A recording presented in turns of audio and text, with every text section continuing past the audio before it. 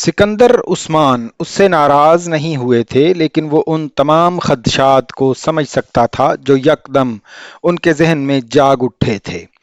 اتنے سال سے ہاشم مبین کی فیملی کے ساتھ ان کے تمام تعلقات مکمل طور پر منقطع تھے، لیکن اس کے باوجود سب کچھ پرسکون تھا۔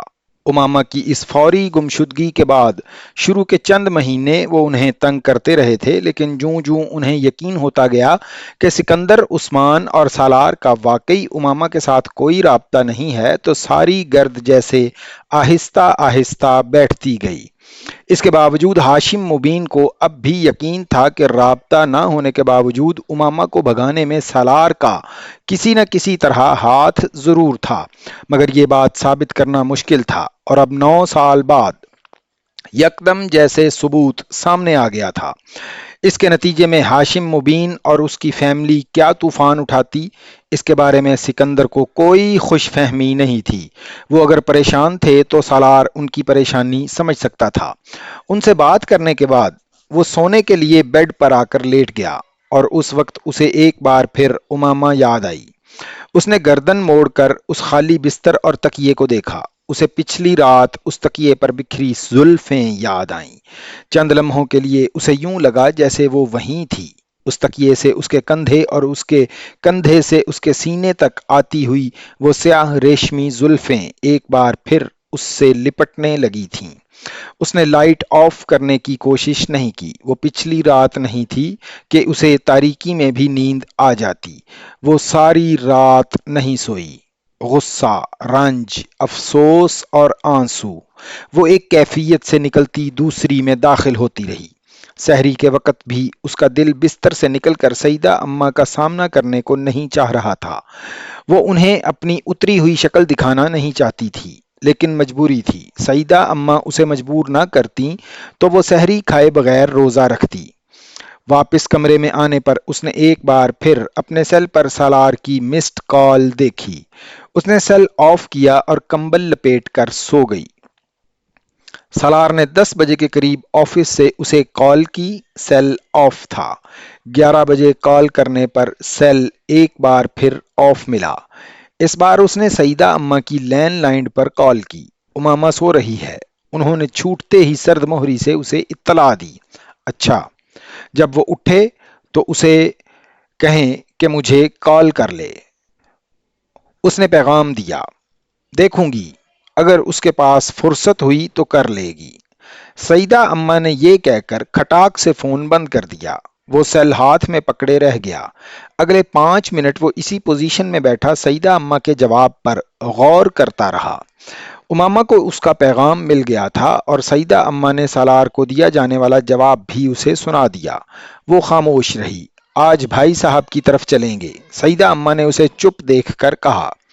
آج رہنے دیں، سالار کے گھر والے آ رہے ہیں، بعد میں بات کر لیں گے، امامہ نے سیدہ اماں سے کہا۔ سالار نے 1:30 بجے کے قریب فون کیا اور اس کی آواز سنتے ہی کہا، تھینک گاڈ، تمہاری آواز تو سننا نصیب ہوا مجھے۔ وہ جواباً خاموش رہی۔ ڈاکٹر صاحب کا ڈرائیور پہنچنے ہی والا ہوگا، تم تیار ہو جاؤ، سالار نے اس کی خاموشی نوٹس کیے بغیر اسے اطلاع دی۔ ڈنر کے لیے کیا بنانا ہے؟ امامہ نے جواباً کہا۔ کون سا ڈنر؟ تمہارے پیرنٹس کھانا نہیں کھائیں گے کیا؟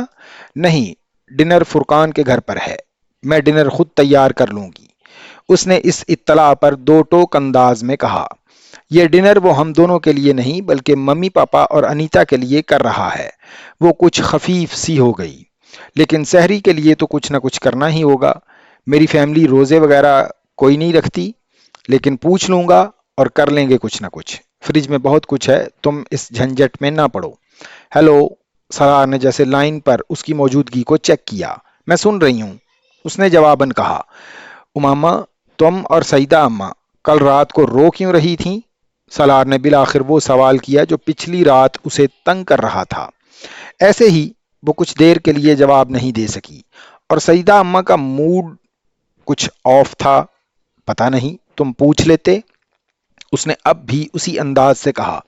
میں پوچھنا چاہتا تھا، مگر مجھے لگا ابھی مناسب نہیں، سالار نے کہا۔ امامہ جواباً خاموش رہی۔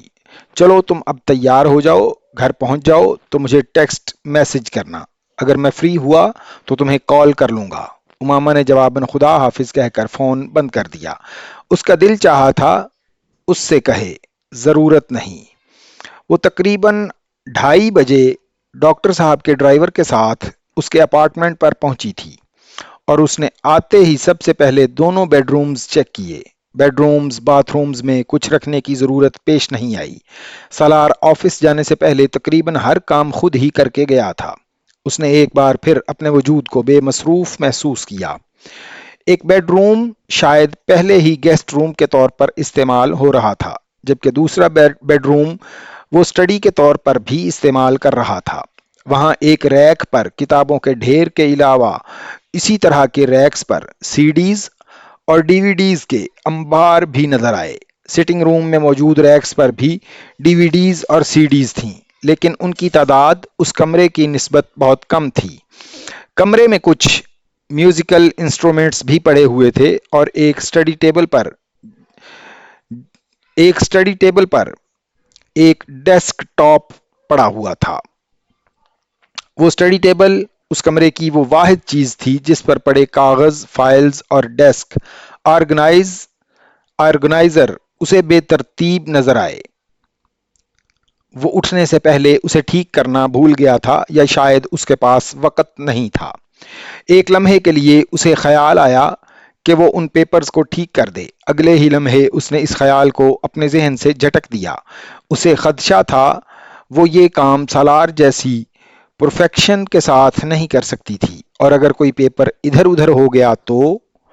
وہ دروازہ بند کر کے باہر نکل آئی۔ فریج اور فریزر میں واقعی کھانے کا بہت سا سامان تھا، اور اس کو یقین تھا کہ ان میں سے 90% اشیاء فرقان اور نوشین کی مرہون منت تھیں۔ جو چیزیں سالار کی اپنی خریداری کا نتیجہ تھیں ان میں پھلوں کے علاوہ ڈرنکس اور ٹن پیک فوڈز آئٹم کی ایک محدود تعداد تھی۔ اس نے چند ٹن نکال کر دیکھے، وہ تقریباً سب کے سب سی فوڈ تھے۔ امامہ کو کھانے میں صرف ایک چیز ناپسند تھی، سی فوڈ۔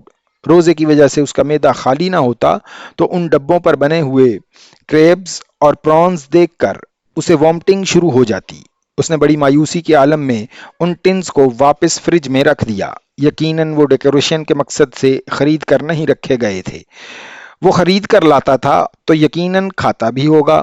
اس کا خراب موڈ کچھ اور ابتر ہوا۔ ابھی اور کیا کیا پتہ چلنا تھا اس کے بارے میں۔ اس نے کچن کے کیبنٹس کھول کر دیکھے اور بند کر دیے۔ اسے اندازہ ہو گیا تھا کہ اس کچن میں فریج کے علاوہ صرف کافی کیبنٹس اور برتنوں کے ریکس کے علاوہ کہیں کچھ نہیں۔ وہ کچن صرف ناشتے اور سینڈوچ والے میلز کے علاوہ صرف چائے یا کافی کے لیے استعمال ہوتا تھا۔ وہاں اسے چند فرائنگ پینز کے علاوہ کسی قسم کے پکانے کے برتن نظر نہیں آئے۔ کچن میں موجود کراکری بھی ایک ڈنر سیٹ اور چند واٹر اور ٹی سیٹ پر مشتمل تھی، یا اس کے علاوہ کچھ مگز تھے یا پھر بریک فاسٹ سیٹ۔ یقیناً اس کے گھر آنے والے افراد کی تعداد بھی زیادہ نہیں تھی۔ وہ کچن سے نکل آئی۔ اپارٹمنٹ کا واحد غیر دریافت شدہ حصہ بالکونی تھا۔ وہ دروازہ کھول کر باہر نکل آئی، اور وہ پہلی جگہ تھی جہاں آتے ہی اس کا دل خوش ہوا تھا۔ 6 فٹ چوڑی اور 12 فٹ لمبی وہ ٹیرس نما بالکونی کو ٹیرس گارڈن کہنا زیادہ مناسب تھا۔ مختلف شکلوں اور سائزز کے گملوں میں مختلف قسم کے پودے اور بیلیں لگی ہوئی تھیں، اور شدید سرد موسم میں بھی ان کی حالت بتا رہی تھی کہ ان پر خاصی محنت اور وقت لگایا گیا تھا۔ وہاں آس پاس کی بالکونیوں سے بھی اسے سبز رنگ کے پودے اور بیلیں جھانکتی نظر آ رہی تھیں، لیکن یقیناً سالار کی بالکونی کی حالت سب سے بہتر تھی۔ لاؤنج کی قد آدم کھڑکیاں بھی اسی بالکونی میں تھیں، اور بالکونی میں ان کھڑکیوں کے پاس دیوار کے ساتھ زمین پر ایک میٹ موجود تھا۔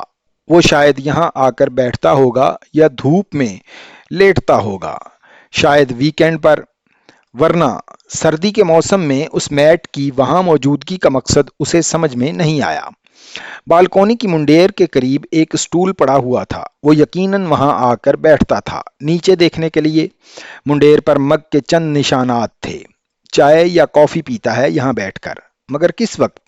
یقیناً رات کو، اس نے سوچا اور آگے بڑھ کر نیچے جھانکا۔ وہ تیسری منزل تھی اور نیچے بلڈنگ کا لان اور پارکنگ تھے۔ کچھ فاصلے پر کمپاؤنڈ سے باہر سڑک بھی نظر آ رہی تھی۔ وہ ایک پوش ایریا تھا اور سڑک پر ٹریفک زیادہ نہیں تھی۔ وہ واپس اندر آ گئی۔ وہ کپڑے تبدیل کر کے ابھی اپنے بال بنا ہی رہی تھی جب اسے ڈور بیل کی آواز سنائی دی۔ فوری طور پر اسے نوشین ہی کا خیال آیا، لیکن دروازے پر ایک ریسٹورنٹ کا ڈیلیوری بوائے چند پیکٹس لیے کھڑا تھا۔ میں نے آرڈر نہیں کیا۔ اسے لگا شاید وہ کسی غلط اپارٹمنٹ میں آ گیا ہے۔ اس نے جواباً سالار سکندر کا نام ایڈریس کے ساتھ دہرایا۔ چند لمحوں کے لیے وہ چپ سی ہو گئی۔ وہ کم از کم اتنا لاپرواہ نہیں تھا اس کے بارے میں کہ اس کے افطار کے لیے کچھ انتظام کرنا بھول جاتا۔ وہ سوچ رہی تھی کہ وہ اپنے پیرنٹس کو لینے کے لیے آفس سے نکل چکا ہوگا اور ایئرپورٹ پہنچنے کی بھاگ دوڑ میں اسے شاید وہ یاد ہی نہیں ہوگی۔ کچن میں ان پیکٹس کو رکھتے ہوئے اس کا غصہ اور رنجیدگی کچھ کم ہوئی، اور یہ شاید اس کا ہی اثر تھا کہ اس نے کال کر کے سالار کو مطلع کرنا اور اس کا شکریہ ادا کرنا ضروری سمجھا۔ وہ اس وقت ایئرپورٹ کی طرف جا رہا تھا۔ اس نے فوراً کال ریسیو کی تھی۔ اماما نے اسے کھانے کے بارے میں بتایا۔ میں رات کا کھانا اکثر اس ریسٹورنٹ سے منگواتا ہوں۔ کھانا اچھا ہوتا ہے ان کا، اس نے جواباً بڑے معمول کے انداز میں کہا۔ میں نے سوچا میں جب تک ان لوگوں کو لے کر گھر آؤں تم تب تک بھوکی بیٹھی رہو گی۔ وہ اس کا شکریہ ادا کرنا چاہتی تھی، مگر یکدم اسے احساس ہوا کہ یہ بہت مشکل کام ہے۔ سالار سے یہ دو لفظ کہنا ایک عجیب سی جھجک تھی جو اسے محسوس ہو رہی تھی۔